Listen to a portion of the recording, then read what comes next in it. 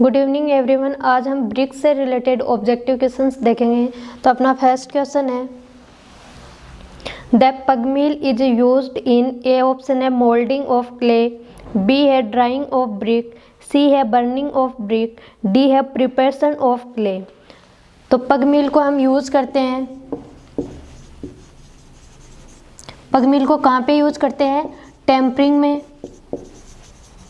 और टेम्परिंग एक प्रोसेस है जब हम प्रिपरेशन ऑफ क्ले करते हैं, प्रिपरेशन ऑफ क्ले। तो इस क्वेश्चन के लिए करेक्ट ऑप्शन रहेगा D.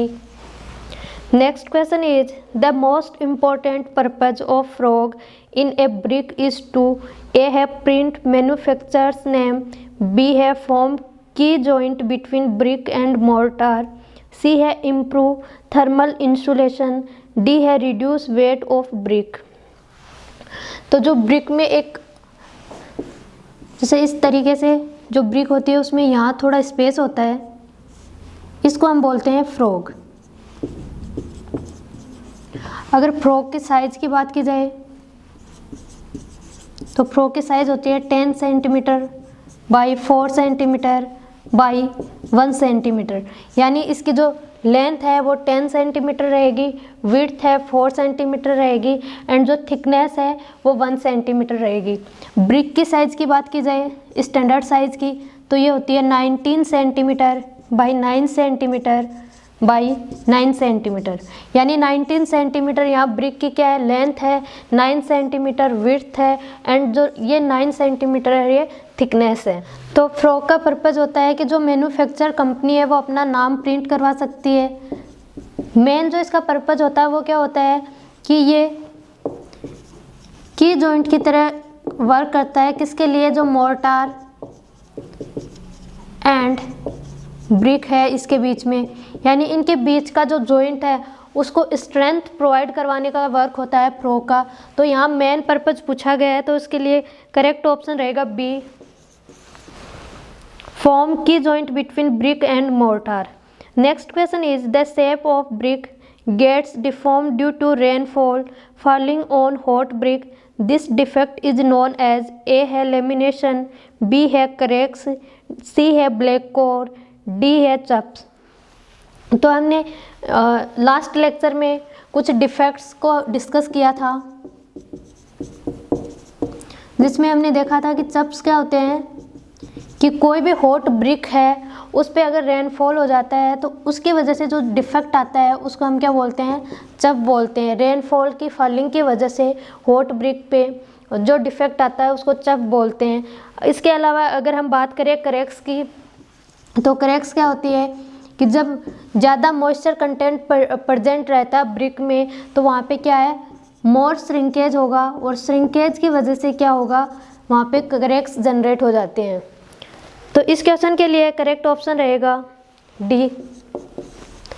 Next question is the total content of silt and clay in good brick by weight should not be less than A है 20%, B है 30%, सी है 50%, डी है 75%।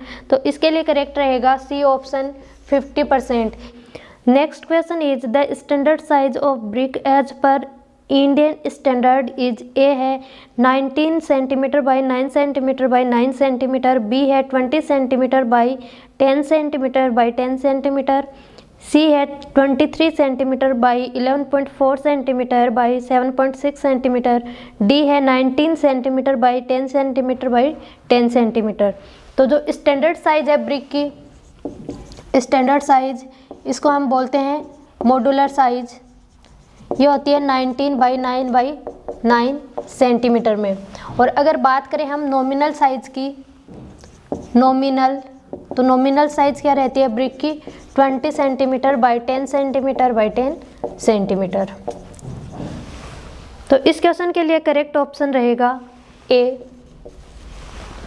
Next question is refractory bricks are generally use to resist, A है chemical action, B है dampness, C है high temperature, D है weathering action. तो इसके लिए करेक्ट ऑप्शन रहेगा सी, हाई टेम्परेचर। जो रिफ्रैक्टरी ब्रिक होती है उसको हम up to 1700 degree centigrade temperature तक यूज कर सकते हैं, up to 1700 degree centigrade temperature तक। तो इस क्वेश्चन के लिए करेक्ट ऑप्शन रहेगा सी।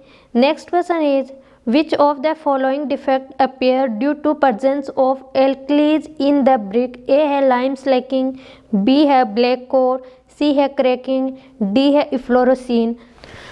एल्कलीज की वजह से जो ब्रिक अर्थ में Na2O एंड K2O फॉर्म में प्रेजेंट रहती है, इनकी वजह से क्या होता है, इफ्लोरोसीन। तो इस क्वेश्चन के लिए करेक्ट ऑप्शन रहेगा डी। नेक्स्ट क्वेश्चन इज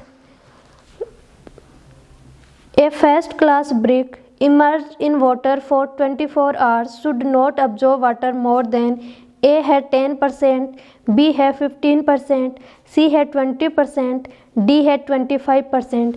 तो अगर फर्स्ट क्लास की बात की जाए तो इसके लिए जो वाटर अब्जॉर्बेशन की वैल्यू है वो should not be greater then 20%।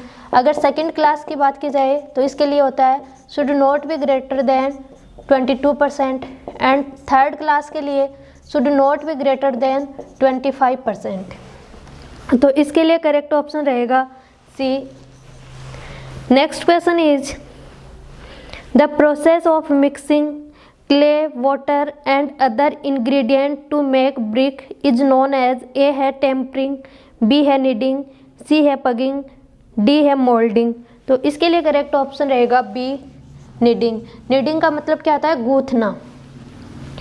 Next question is the minimum compressive strength of first class brick should be. A है 7.5 MPa, बी है 9 MPa, सी है 10 MPa, डी है 3.5 MPa। तो जो फर्स्ट क्लास ब्रिक है इसकी जो कंप्रेसिव स्ट्रेंथ आती है फर्स्ट क्लास के लिए ये होती है 10 MPa, सेकेंड क्लास के लिए 7.5 MPa एंड थर्ड क्लास के लिए 5 MPa। अगर पूछा जाए हमें कि जो कॉमन बिल्डिंग ब्रिक है तो उसके लिए जो वैल्यू आती है वो आती है 3.5 MPa। एक क्लासिफिकेशन दिया गया है ए क्लास, ए क्लास, बी सी क्लास। तो उसके अकॉर्डिंग भी अपन देखते हैं कि जो मिनिमम स्ट्रेंथ की वैल्यू आती है वो क्या आती है। अगर क्लास ए की बात की जाए, क्लास ए तो इसके अकॉर्डिंग जो वैल्यू आएगी वो रहती है 14 MPa minimum compressive strength of brick. Class ए के लिए 10 MPa, क्लास बी के लिए 7.5 MPa एंड क्लास सी के लिए 3.5 MPa। तो ये ध्यान रखना आपको। तो इस क्वेश्चन के लिए करेक्ट ऑप्शन रहेगा C. Next question is for checking the length of brick how many bricks are to be taken. A है 3, बी है 5, सी है 10, डी है 20। तो जब ब्रिक की डायमेंशन के टॉलरेंस लिमिट हम चेक करते हैं तो वहाँ पे कितना सैंपल हम यूज़ करते हैं, तो वो हम यूज़ करते हैं 20 ब्रिक्स का। जैसे हमने देखा था कि जब भी हम कंक्रीट में कंप्रेसिव स्ट्रेंथ को चेक कर रहे थे तो वहाँ मिनिमम 3 स्पेसिमेन को यूज़ कर रहे थे। वैसे ब्रिक में मिनिमम 20 ब्रिक्स को हम यूज़ करते हैं जब इसकी डायमेंशन टॉलरेंस वैल्यू चेक करते हैं तब। और अगर डायमेंशन टॉलरेंस की वैल्यू पूछी जाए कितनी होती है तो ये होती है +-3। तो इस क्वेश्चन के लिए करेक्ट ऑप्शन रहेगा डी।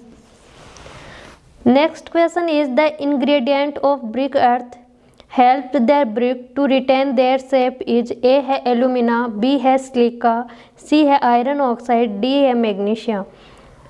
तो इसके लिए करेक्ट ऑप्शन रहेगा सिलिका, यानी बी ऑप्शन करेक्ट है। अगर हम बात करें सिलिका की तो ये ब्रिक को uniform shape and size provide करवाता है। शेप एंड साइज, जो क्रैकिंग, रैपिंग एंड जो श्रिंकेज आता है उनको प्रिवेंट करता है। अगर एल्यूमिना की बात की जाए तो एल्यूमिना का वर्क होता है to provide plasticity to the brick earth. Next question is the percentage of alumina in a good brick clay should be A है 20 to 30%, B है 50 to 60%, C है 4 to 10%, D है 5 to 6%।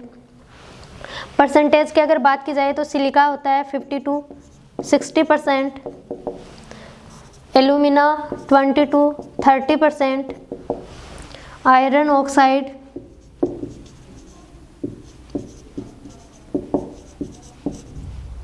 5 to 6%, lime 5 to 10% and magnesia less than 1%। तो इस question के लिए correct option रहेगा A 20 to 30%। Next question is bauxite bricks are, A है एसिड ब्रिक, बी है बेसिक ब्रिक, सी है कॉमन ब्रिक, डी है न्यूट्रल ब्रिक। कल हमने एक देखा था refractory brick,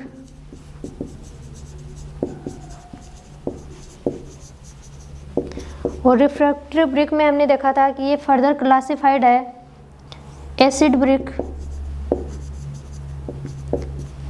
basic and neutral. Acid brick के जो एग्जाम्पल थे वो था silica and fire clay. Basic में बॉक्साइट, डोलोमाइट, और न्यूट्रल में क्रोमियम। तो इस क्वेश्चन के लिए करेक्ट ऑप्शन रहेगा B basic brick. Next question is in brick masonry the frog of the brick is normally kept on the, A है top face, B है बॉटम फेस, सी है exposed face, D है interior face. तो जो frog है इस तरीके से अगर ब्रिक है तो इसमें ये जो स्पेस होता है इसको हम क्या बोलते हैं, फ्रॉग बोलते हैं। तो ये क्या है, टॉप फेस पे, इसको हम मेसनरी में टॉप साइड में रखते हैं। तो इसके लिए करेक्ट ऑप्शन रहेगा A top face. Next question is the ingredient in good brick earth whose excess cause the raw brick shrink and warping during drying and burning. A है magnesia, B है alumina, C है silica, D है lime. तो इस question के लिए correct option रहेगा B alumina. Alumina की एक्सेस की वजह से क्या होता है कि जो ब्रिक है उसमें श्रिंकेज, क्रैकिंग, रैपिंग ये जनरेट होते हैं, और जो सिलिका है ये इनको प्रिवेंट करता है। Next question is bricks are burnt at a temperature range of, A है 500 degree to 700 degree centigrade, B है 700 टू 900 डिग्री सेंटीग्रेड, सी है 900 टू 1200, डी है 1200 टू 1500। तो ब्रिक के लिए जो टेम्परेचर होता है, बर्निंग टेम्परेचर, ये है 900 टू 1200 डिग्री सेंटीग्रेड। अगर सिलिका का मेल्टिंग पॉइंट पूछा जाए तो ये ध्यान रखना आपको, ये अप्रोक्सीमेटली होता है 750 डिग्री सेंटीग्रेड। तो इस क्वेश्चन के लिए करेक्ट ऑप्शन रहेगा C. Next question is efflorescence in brick is due to, A है excessive burning of brick, B है high silt content in brick, C है soluble salt present in clay, D है low silica content of brick. तो efflorescence किसकी वजह से होता है, एल्कलीज की वजह से होता है, और एल्कलीज क्या होती है, sodium oxide and potassium oxide को ही हम क्या बोलते हैं, एल्कलीज बोलते हैं। तो इस क्वेश्चन के लिए करेक्ट ऑप्शन रहेगा C soluble salt present in clay. Next question is the maximum value of water absorption for a burnt clay brick of class 30 should be A है 10%, B है 15%, C है 20%, D है 25%।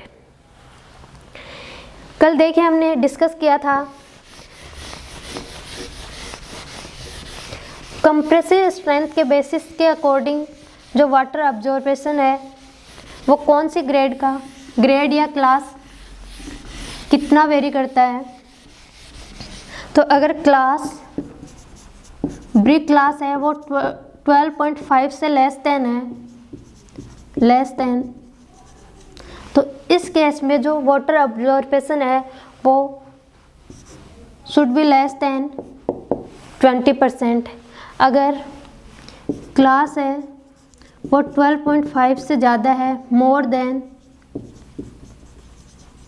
तो इस case में जो water absorption की limit होती है वो होती है शुड बी लेस देन 15%। ये आपको ध्यान रखना है कि क्लास के अकॉर्डिंग अगर पूछा जाए तो अगर 12.5 तक है या इससे कम है तो 20% होगा, और अगर 12.5 से ज़्यादा है तो 15% से ज़्यादा वाटर अब्जॉर्प्शन नहीं होना चाहिए। तो करेक्ट ऑप्शन रहेगा बी। यहाँ पे जो क्लास दी हुई है वो क्या है 30 है, जो 12.5 से ज़्यादा है, तो इसके लिए बी ऑप्शन करेक्ट रहेगा।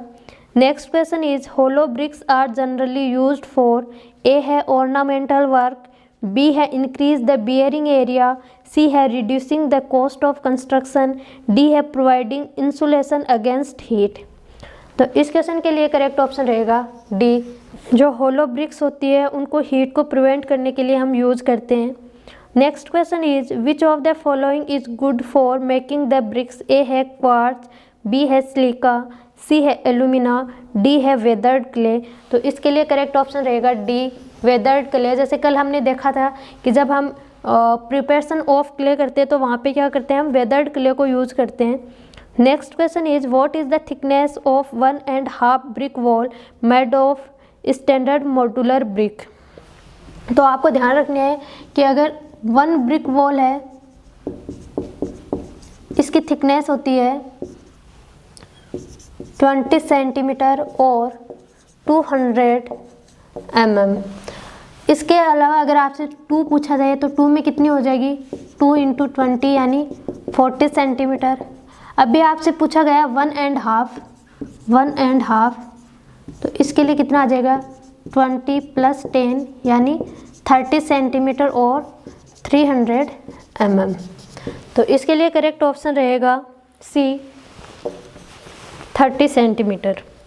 Next question is which one of the following is not a defect in brick, A है ओवर बर्निंग, बी है लेमिनेशन, सी है ब्लैक कोर, डी है लाइम स्लैकिंग। तो जो कल हमने डिफेक्ट डिस्कस किए थे तो उसमें जो डिफेक्ट आ रहे थे अपने पास में वो था lamination, black core, over burning, और ओवर बर्निंग वाली ब्रिक्स का जो नाम होता है वो क्या होता है, jhama brick, under burning, bloating, chuffs, ये सारे क्या थे, डिफेक्ट थे। बट जो लाइम स्लैकिंग है ये डिफेक्ट नहीं है, ये क्या है, एक हार्मफुल इंग्रेडिएंट है जो किसकी वजह से होता है, access of lime.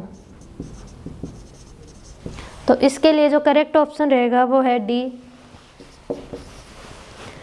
Next question is the limiting value of water absorption for a class 25 brick as पर IS, ए है 10%, बी है 15%, सी है 20%, डी है 25%। तो देखिए क्लास 25 है तो मोर देन 12.5 से ज़्यादा है, तो इसके लिए वाटर अब्जॉर्प्शन की वैल्यू है वो शुड बी लेस देन 15%, यानी बी ऑप्शन इसके लिए करेक्ट रहेगा।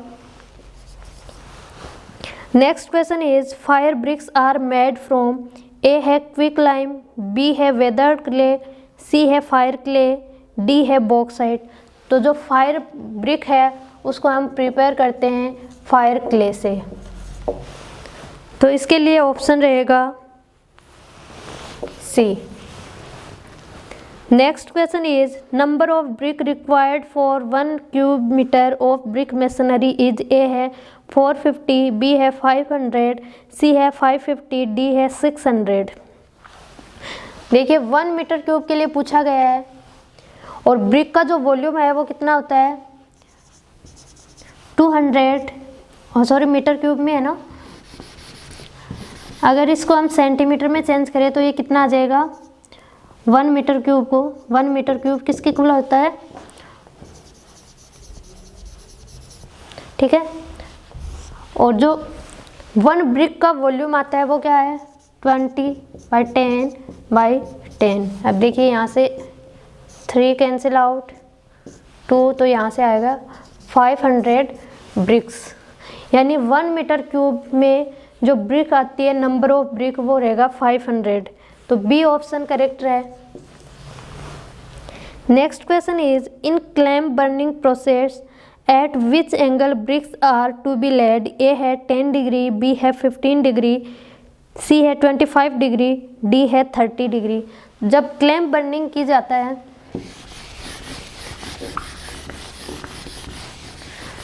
जैसा कि हमने लास्ट लेक्चर में देखा था कि बर्निंग या तो क्लैम्प बर्निंग होती है या फिर किल्न बर्निंग। क्लैम्प बर्निंग में क्या किया जाता है कि जो हॉरिजॉन्टल से, जैसे ये हॉरिजॉन्टल है तो इससे 15 डिग्री पे पहले क्या करते हैं फ्यूल डालेंगे, उसके बाद ब्रिक की एक लेयर होगी यहाँ पे फ्यूल, उसके बाद में ब्रिक, इसी तरीके से ये अल्टरनेट चलता रहता है फ्यूल ब्रिक। तो ये इंक्लिनेशन है हॉरिजॉन्टल से, ये रखा जाता है 15 डिग्री। तो इसके लिए करेक्ट ऑप्शन है B. Next question is each horizontal layer of brick laid in a mortar in brick work is called. A है कोर्स, बी है हेडर, सी है स्ट्रेचर, डी है नन ऑफ दीज। तो brick masonry में जैसे इस तरीके से कोई ब्रिक, इस तरीके से इसमें हो सकता है स्ट्रेचर हो या हेडर हो, पर जो एक ही लेयर में जो ब्रिक्स आती है इसको हम बोलते हैं कोर्स। यहाँ पे 2 टर्म आई है हेडर एंड स्ट्रेचर। हेडर क्या होता है और स्ट्रेचर क्या होता है। ये ब्रिक की क्या है लेंथ है 2D में अगर बात करें तो, और ये ब्रिक की विड्थ है। अगर हम मेसनरी वर्क में ब्रिक को इस तरीके से यूज़ कर रहे हैं, लेंथ वाइज यूज़ कर रहे हैं, तो इस बॉन्ड को हम बोलते हैं हेडर बॉन्ड। और अगर इस तरीके से हम यूज़ कर रहे हैं तो इसको हम बोलते हैं स्ट्रेचर बॉन्ड। तो यानी मतलब क्या हुआ कि स्ट्रेचर किसको बोलेंगे, जो लेंथ वाइज जो डायरेक्शन आ रही है इसको हम स्ट्रेचर बोलते हैं, और विड्थ होती है ब्रिक को उसको हम क्या बोलते हैं हेडर। और इसी के बेसिस पे बॉन्ड का भी नाम दे दिया header bond and stretcher bond. तो यहाँ पे इस क्वेश्चन के लिए करेक्ट ऑप्शन रहेगा A course. Next question is which of the following impart red colour to the bricks. A है मैग्नीशिया, बी है एल्यूमिना, सी है सिलिका, डी है आयरन ऑक्साइड। तो जो येलो कलर ब्रिक में आता है ये आता है मैग्नीशिया की वजह से, एंड रेड कलर आता है ये आता है आयरन ऑक्साइड की वजह से। दोनों ही आपको ध्यान रखने हैं। अगर येलो के लिए पूछा जाए तो मैग्नीशिया रहेगा, रेड यानी आयरन ऑक्साइड। तो इसके लिए करेक्ट ऑप्शन रहेगा D. Next question is the bricks used for lining of furnace are. A है फर्स्ट क्लास ब्रिक, बी है सेकंड क्लास ब्रिक, सी है ओवरब्रंट ब्रिक, डी है रिफ्रैक्टरी ब्रिक। जो फर्नेस है यानी जो भट्टी है वहाँ पे क्या है टेम्परेचर बहुत हाई होता है, हाई टेम्परेचर होता है, और हाई टेम्परेचर के केस में हम कौन सी ब्रिक को यूज करते हैं रिफ्रैक्टरी ब्रिक। तो इसके लिए करेक्ट ऑप्शन रहेगा D. Next question is Which ingredient in brick earth give yellow color to the brick and decrease shrinkage? A है आयरन ऑक्साइड, B है एल्यूमिना, C है सिलिका, D है मैग्नीशिया। तो अभी हमने देखा कि जो येलो कलर है वो मैग्नीशिया की वजह से आता है और ये क्या है, श्रिंकेज को भी प्रिवेंट करता है। तो इसके लिए करेक्ट ऑप्शन रहेगा D. Next question is what is the function of alumina in brick earth? A है टू इंक्रीज ड्यूरेबिलिटी, बी है टू प्रिवेंट श्रिंकेज, सी है टू इम्पार्ट प्लास्टिसिटी, डी है ऑल ऑफ दीज। तो जो alumina है ये क्या है, ब्रिक अर्थ को प्लास्टिसिटी प्रोवाइड करवाता है। सिलिका है वो uniform shape and size provide करवाता है ब्रिक को। तो इसके लिए करेक्ट ऑप्शन रहेगा C. Next question is strength based classification of brick is made on the basis of? A है IS 3101, बी है IS 3102, सी है IS 3495, डी है IS 3496। तो ये आपको ध्यान रखना है कि जो स्ट्रेंथ बेस्ड जो क्लासिफिकेशन है वो होता है IS 3102 के बेसिस पे। बी ऑप्शन करेक्ट रहेगा। Next question is advantage of clamp compare to a kiln for burning brick is that? A है it takes less time for burning, B है it gives more output of first class brick, C है it has less initial cost, D है it is suitable when bricks are required in large number. तो जो clamp burning है इसकी initial cost है वो लो होती है, बस इसका एक ये बेनिफिट होता है ओवर द किल्न बर्निंग। तो इसके लिए करेक्ट ऑप्शन रहेगा C. Next question is the average compressive strength of burnt clay brick is less then 12.5 MPa, then allowable rating of efflorescence is? A है मॉडरेट, बी है slight, C है heavy, D है serious. तो हमने कल देखा था कि जो इफ्लोरोसीन है वो 3 टाइप से हो सकते हैं, यानी slight, moderate, heavy and serious.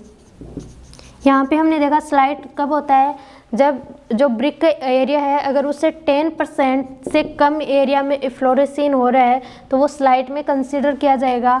10 to 50 area में जो इफ्लोरेसीन है वो अकर हो रहा है तो वो मॉडरेट में आएगा, और अगर 50 से ज़्यादा है बट पाउडर फॉर्म में नहीं है तो वो हेवी में आएगा, और अगर 50% से ज़्यादा एरिया को कवर किया हुआ है और पाउडर फॉर्म में है तो वो क्या है, सीरियस में आएगा।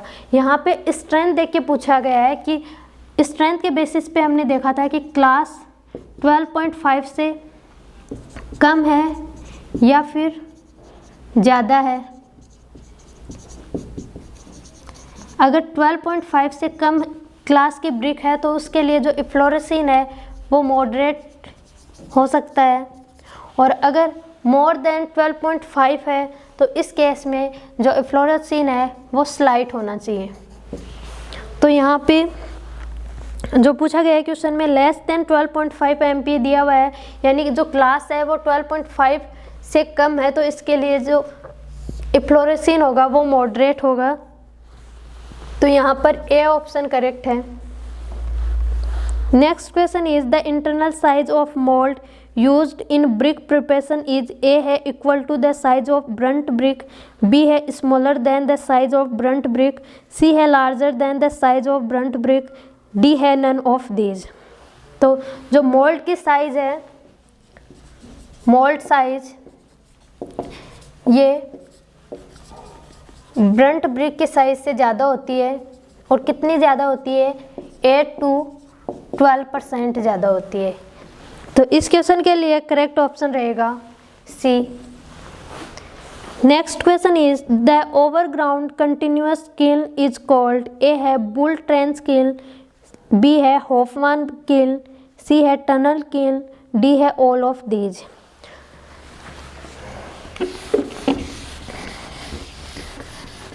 बर्निंग में 2 था, एक क्लैंप बर्निंग, एक था किल्न बर्निंग। किल्न बर्निंग को फिर से हमने क्लासिफाइड किया था कंटिन्यूअस और इंटरमीडिएट, और कंटिन्यूअस में फर्दर क्लासिफिकेशन में था overground kiln, underground and tunnel kiln. Overground में कौन सा था? हॉफमैन, और अंडरग्राउंड किल्न का जो एग्जाम्पल था बुल ट्रेंच किल्न। ठीक है, तो यहाँ पे जो पूछा गया है कि जो ओवरग्राउंड कंटिन्यूअस किल्न है तो इसको क्या कहते हैं? Hoffmann kiln. B option is correct. Next question is bull nose brick are not used in A है वॉल, बी है rounding off sharp corner, C है आर्चेज, डी है पिलर। तो जो बुल नोज ब्रिक होती है, बुल नोज ब्रिक इस तरीके से होती है, 2D में बता देती हूँ इसका थोड़ा सा, इस तरीके से होती है। ठीक है, तो इसको हम जो आर्चेज होते हैं वहाँ पे यूज में नहीं कर सकते, तो इसके लिए करेक्ट ऑप्शन रहेगा C. Next question is swelling of brick is known as, A है ब्लैक कोट, बी है क्रैक्स, सी है लेमिनेशन, डी है ब्लोटिंग। तो जो स्वेलिंग होती है ब्रिक सरफेस पे उसको हम बोलते हैं ब्लोटिंग।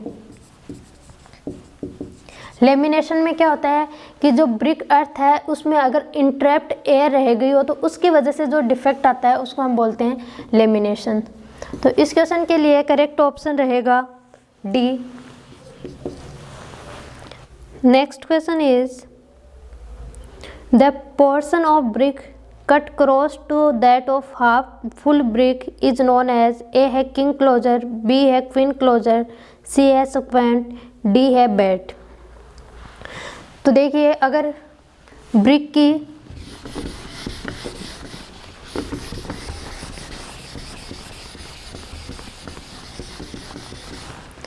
जैसे 2D में ये ब्रिक है,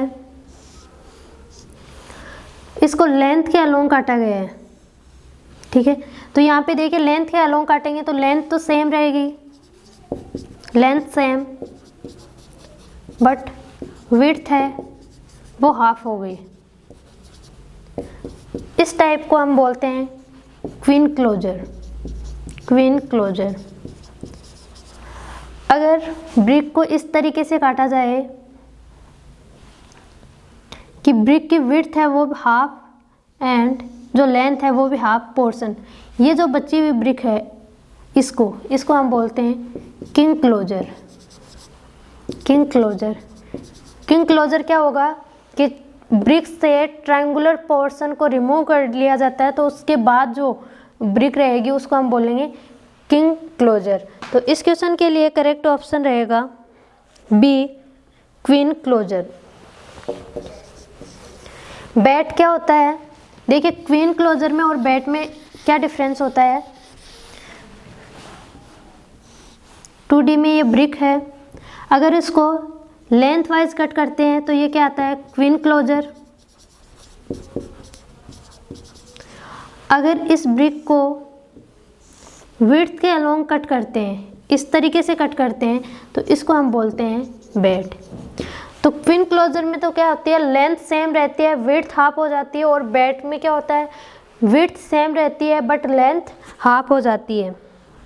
next question is the portion of brick cut to form angle other than right angle in plan is known as, A है क्लोजर, बी है किंग क्लोजर, सी है क्वीन क्लोजर, डी है स्क्वेंट brick. कोई भी brick है उसको 90 degree के अलावा अगर कट कर रहे हैं तो उसको बोलते हैं स्क्वेंट ब्रिक।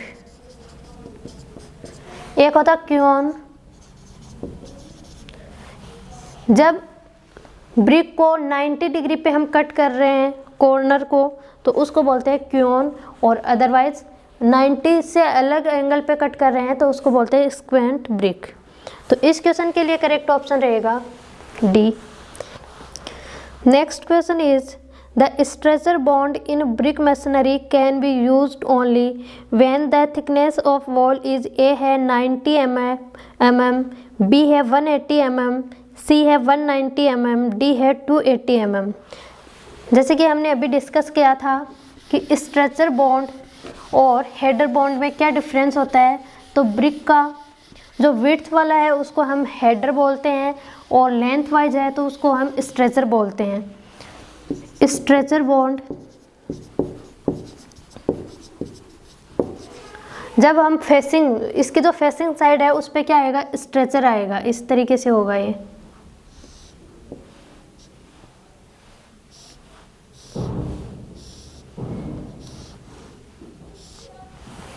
इसको हम बोलते हैं स्ट्रेचर बॉन्ड।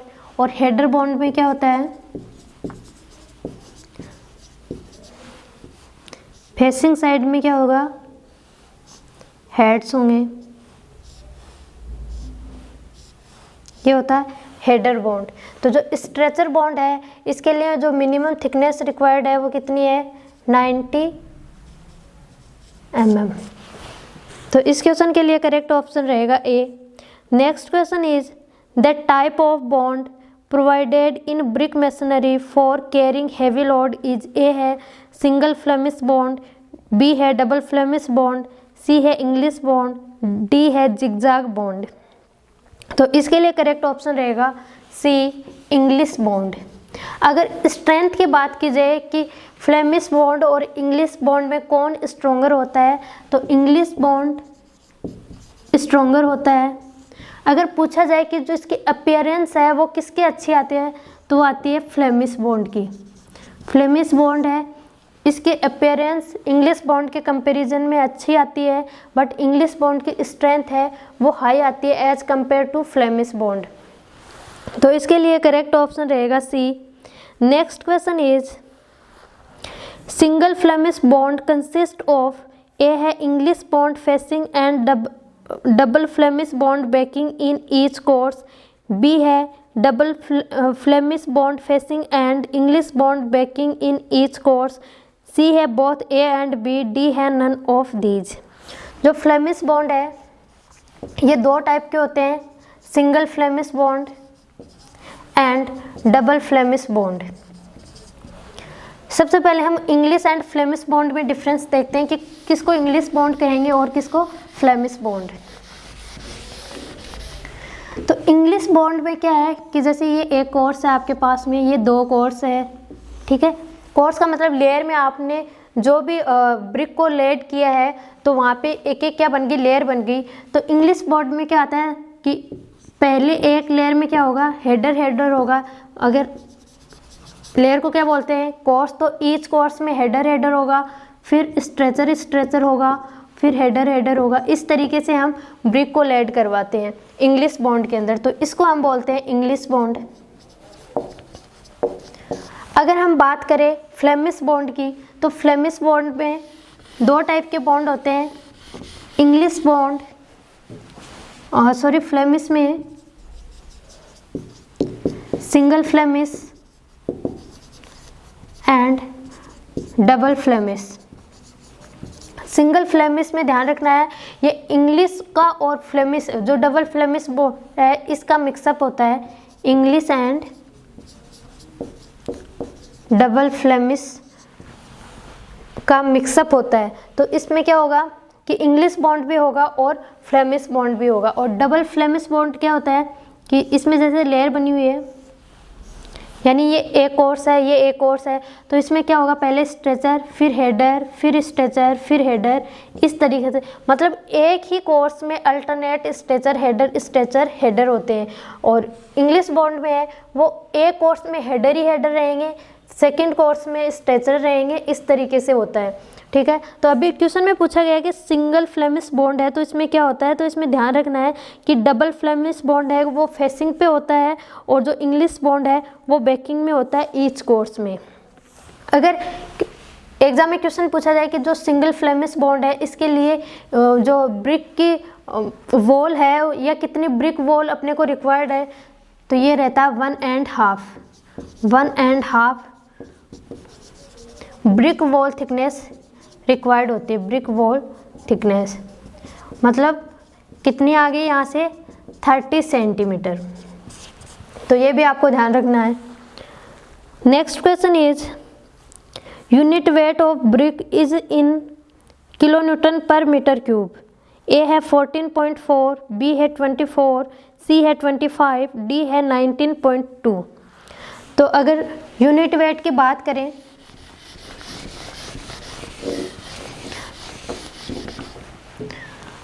तो जो पीसीसी है इसके लिए 24 किलो न्यूटन पर मीटर क्यूब, ये हमने आरसीसी में वैसे डिस्कस कर लिया था, पर फिर भी एक बार फिर से क्वेश्चन आ गया। तो आरसीसी के लिए 25 किलो न्यूटन पर मीटर क्यूब।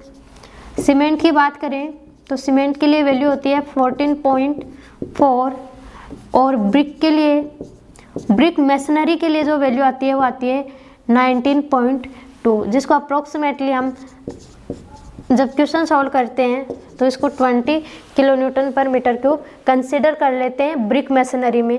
तो ये आपको ध्यान रखना है। तो इस क्वेश्चन के लिए करेक्ट ऑप्शन रहेगा डी। तो यहाँ पे ब्रिक एंड ब्रिक मेसनरी से रिलेटेड ऑब्जेक्टिव क्वेश्चंस कंप्लीट होते हैं। नेक्स्ट लेक्चर में हम सीमेंट से रिलेटेड पहले थ्योरी कंप्लीट करेंगे और उससे के बाद उससे रिलेटेड ऑब्जेक्टिव क्वेश्चंस करेंगे। अगर वीडियो पसंद आए तो शेयर कीजिए और हमारे चैनल को सब्सक्राइब कीजिए। Thank you.